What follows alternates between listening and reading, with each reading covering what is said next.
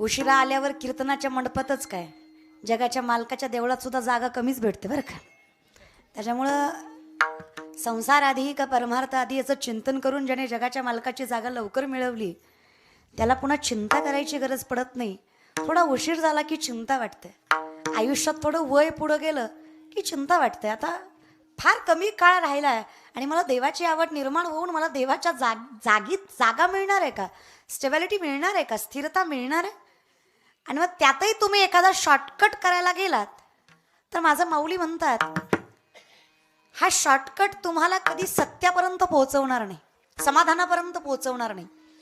त्याच्यामुळे विनंती आहे, आधी वैयक्तिक जीवनापेक्षा परमार्थिक जीवनाला फर्स्ट प्रायोरिटी द्या आणि पुढे बघूया. जे काही सांसारिक जीवन आहे तो जगाचा मालक सामर्थ्याने सांभाळणार आहे.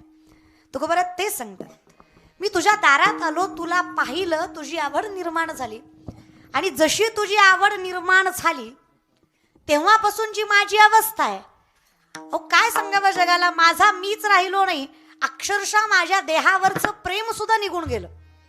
माझ्यापेक्षा जास्त